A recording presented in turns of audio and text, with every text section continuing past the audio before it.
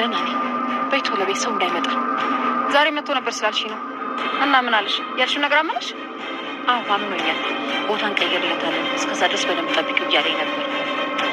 እርግጠኛ ነሽ? ምንም አልተጠራጠረሽ? በጭራሽ በፍጹም አልተጠራጠረኝ። ለእሱ ሀሳብ እንዳይገባሽ። በጣም ጥሩ። እንደዛ ከሆነ በቅርቡ ወስደዋለሁ። እንዴት ነው ባህሪ? በጣም አስቸጋሪ ነው እንዴ? አስቸጋሪም አስቸጋሪ ነው። ያው ግን እኔን ስለለመደኝ እኔን ከከበድሽኝ እኔ ሊይዝልሽ ይችላል። ታዲያ ከአንቺ ውጭ ማን ይዛል ብለሽ ነው? በቃ ነገሮችን አመቻችና ባልኩሽ ቀን እንዲወጣ እናደርገዋለን።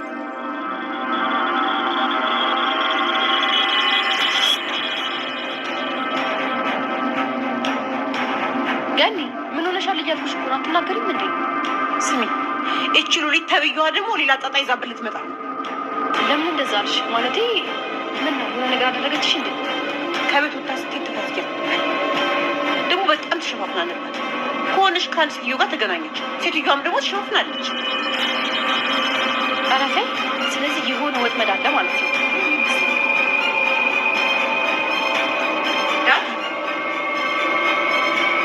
ዳጊ ወዴት ነው እንዴ? ደግሞ ሰላም አንባልም እንዴ? ቆያት ነበርክ? ቤትም አልነበርክም? ምንድን ነው? ከአቤል ጋር ነበር። ኧረ እርግጠኛ ነህ? አዎ እርግጠኛ ከሱ ጋር። ታዲያ ለምንድን ነው ስልክ ማታነሳ? ቆይ እኔ የምለው ጥጋብ ነው እንደዚህ የሚያደርገው? ምን አድርገህ ነው የምትይኝ? በቃ ተጨቃጨቂ ተይኝ እንዴ። ዳጊ እናትህ እኮ ናት፣ በስርዓት አናግራት እንጂ። ኧረ በስነ ስርዓት ላውራ። አንቺ ስነ ስርዓት እያስተማርሽኝ ማለት ነው? አዎ በደንብ አድርጌ ነው እንጂ የማስተምረው። ኧረ እባክሽ ለምን በዚህ የተያያዘ ነገር ስለዚህ ውስጥ ጥቅምና ጉዳት በዛት ንግኝ? ዳግም ምንድን ነው? ለጠቅላላ እውቀት ብዬ ነው። ከዚህ ቶሎ ከፊት ጥፋ። ያንዳንዱ ነገር ትጸጸትበታለህ። እሺ እሺ፣ ሲሰጥተኝ እነግርሻለሁ። በቃ በጣም ጥሩ። ይሄ ስድ እንዴት አድርጎ እንደሚያወራ አልሽልኝ አይደል? እኔ እንደዚህ ያውቃት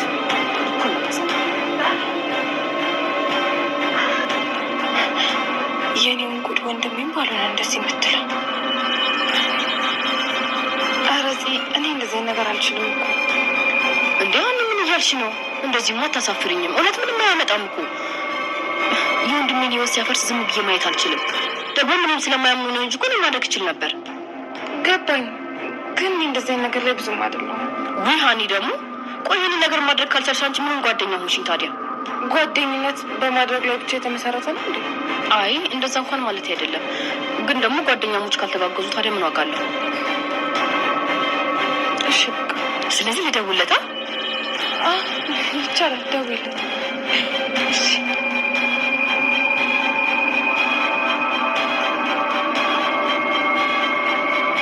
ገነት በስተመጨረሻም እንግዲህ ሉሊት የት እንደምትሄድና ከማን ጋር እንደምትገናኝ አይታለች ማለት ነው። እና ያው ሉሊት ወደዚህ ቤት የመጣችው የሆነ ነገር ተንኮል ነገር ለመስራት ነው አስባ ነው በማለት እንግዲህ ጠርጥራለች። የጠረጠረችውንም ለራሷ ለፂ ነግራታለች ማለት ነው። እኔም ጠርጥሬ ነበር የሆነ ተንኮል አስባ ነው እንጂ ወደዚህ ቤት ተመልሳ የመጣችው በፍጹም ብላለች ማለት ነው። ሲቀጥል ደግሞ ሉሊት ያው የኤፍራታን ልጅ የያዘችውን የቃልን እንግዲህ ከቃል ጋር የምሰራውን ሴትዮ ነው እንግዲህ እያገኘችው ማለት ነው።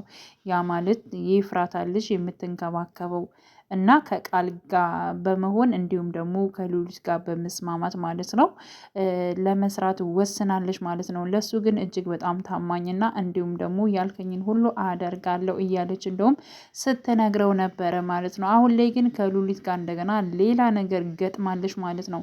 እና በባለፈው ያየን ቦታ እንዴት ነው ጠርጥሮናል ወይስ ልጁን የሚያሸሸው ይመስልሻል ወይ በማለት እንዲሁም ጠይቃት ነበረ ማለት ነው። ሉሊት ጠይቃት ነበረ የኤፍራታ ልጅ የምትይዘውን ጠይቋት ነበረ። ግን ደግሞ ያው አይደርሱብንም ማለት ግን ደግሞ የሆነ ነገር ማድረግ አለብን ምናምን ብለው ነበረ ለቃል ምን ማለት ነው። እና አሁንም ሉሊት ስትጠይቃት ምንድን ነው ያለችው? እሱ ምንም ነገር አልጠረጠረም አልነቃብንም ብላለች ማለት ነው።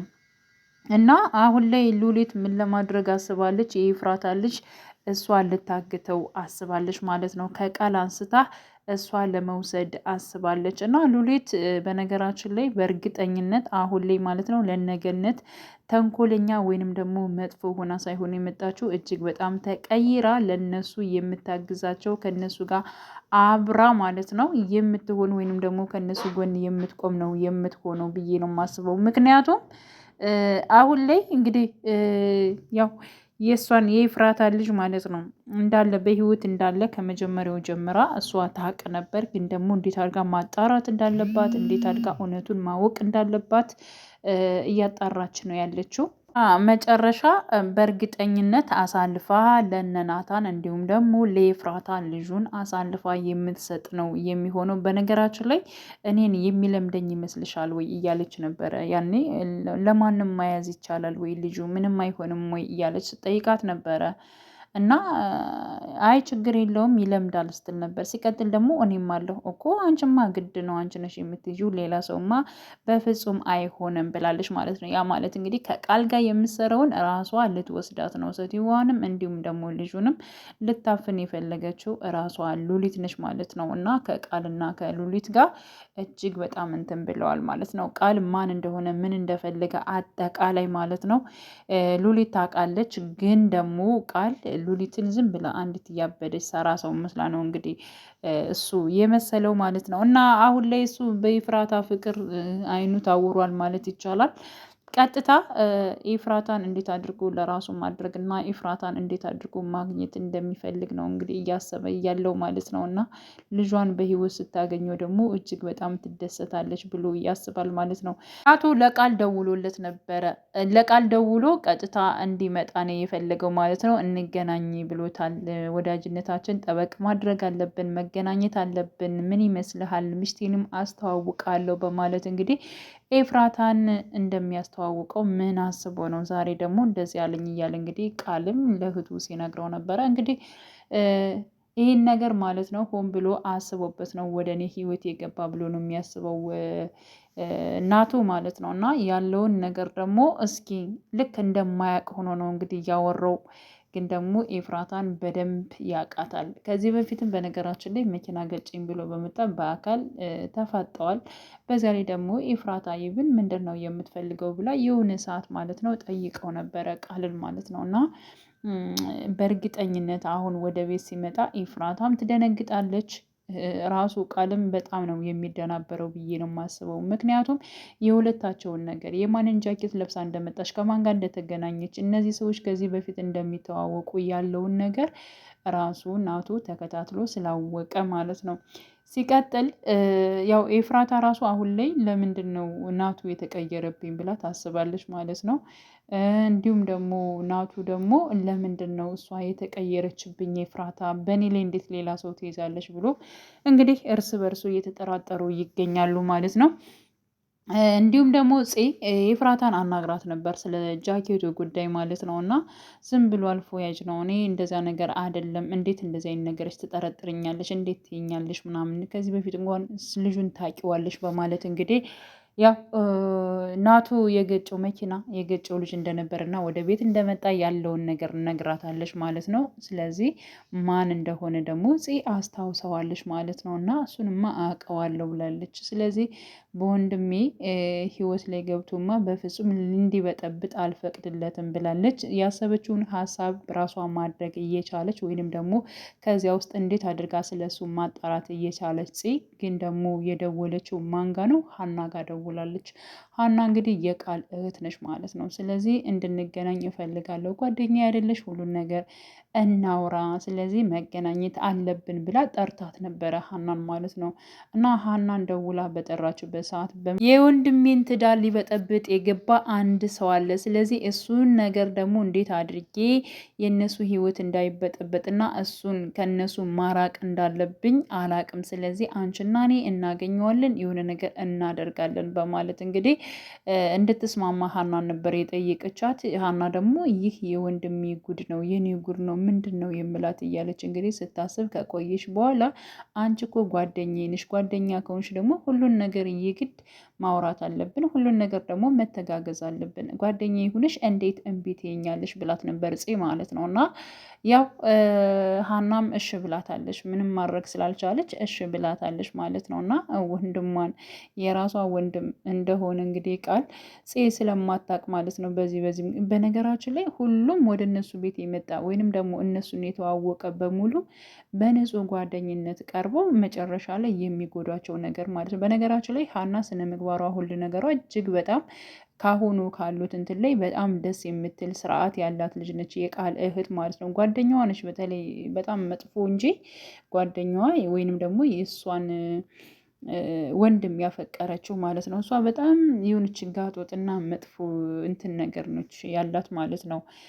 ሀና ግን አሁን ላይ ራሱ ወንድሟ በሚያደርገው ከነ ኤፍራታ ጋር እንዲሁም ከፄ ጋር እንድትገናኝ ምናምን የሚያደርገውን ነገር ሀና ትቃወማለች። ለምንድን ነው የማተዋቸው? የራሳቸው የትዳር ህይወት አላቸው። ለምንስ ትበጠብጣቸው? ለምንስ እንደዚህ ታደርጋለ? እያለች እንግዲህ ወንድሟ ጋር ያለመጣላት ብላ እንኳን ብዙ ነገሮችን ሳትፈልግ በግድ ነው እያደረገችው ያለችው ማለት ነው። እና በጣም ስርዓት ያላት ልጅ ነች ማለት ነው ሀና። እና ያው ፄን ከማስቀይማት ወይንም ደግሞ መሆንትን ካላለ እሺ ብላ ቃል ገብታላታለች ማለት ነው። ስለዚህ ጓደኝነት እስከ መቼ ነው ብላ እሷም ነግራታለች ማለት ነው። እና አሁን ላይ እንግዲህ ፄ እና እንዲሁም ሀና ደግሞ አንድ ላይ ሆነው በነገራችን ላይ እንግዲህ ቃልን ሊያገኙት ነው ማለት ነው። እና ይሄ ነገር ቃል ምን ብሏል? እኔ እና አንቺ በፍጹም አንድ ላይ መታየት የለብንም፣ ይብን ፄ ወደ እኛ ቤት ትመጣለች ብለው ነበር የሆነ ሰዓት ሀና ማለት ነው። እና ሁልጊዜ ከእሷ ቤት ነው የሚሄደው። ስለዚህ ደግሞ ወንድምሽን አስተዋውቂኝ እያለችኝ ነው። ስለዚህ ምን ይመስልሃል? መቼም እዚህ ቤት ልታመጫት አይደለም ብሎ ነው የጮህባት ማለት ነው። ስለዚህ ቃልና ሀና እህትና ወንድም እንደሆኑ እንዲያውቁ በፍጹም አይፈልግም። የተለያየ መንገድ እንጂ አንድ ላይ ሆነው እንዲታዩ በፍጹም አይፈልግም ማለት ነው። ሌላው እንግዲህ የቃል ፍቅረኛ ወይንም ደግሞ ቃልን የምታፈቅረው ግለሰብ አሁንም እየተከታተለቻቸው ነው። ቃልንም እየተከታተለችው ነው። እንዲሁም ደግሞ ሀናን እህቱን እየተከታተለችው ትገኛለች። በሄደችበት እየሄደች ትገኛለች።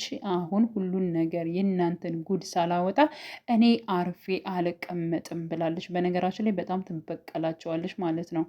በአንድም በሌላም ከፄ ጋም ተዋውቃም ቢሆን እህትና ወንድም የሚያደርጉትን ነገር የምትበቀላቸውን የሚሆነው። በዚያ ላይ ደግሞ እስኪ ወንድምሽ ወልዶ ያስቀመጠውን ልጅ ለማየት ነው የመጣሽው ወይንስ ምን ልትሰሪ ነው እያለች እንግዲህ እየተከታተለቻት የት ወታ የት እንደምትገባ ሀናን እየተከታተለቻት ትገኛለች ማለት ነው። እንግዲህ ቃልም አሁን ላይ እንግዲህ ወደ እነ የኤፍራታ ቤት ይመጣል። እናቱ ጋብዞታል። ምን ሊፈጠር ይችላል የሚለውን እንግዲህ አብረን የምናየው ጉዳይ ነው ማለት ነው። ውድ የቻናሌ ተከታታዮቼ ቤተሰቦቼ በያላችሁበት ሰላማችሁ ይብዛልኝ። ለቤቴ አዲስ የሆናችሁ የደውል ምልክቱን በመጫን ቤተሰብ የሆኑ ነባር ቤተሰቦችም ስለምታበረታቱኝ እጅግ በጣም አመሰግናለሁ። መልካም ጊዜ ተመኘውላችሁ።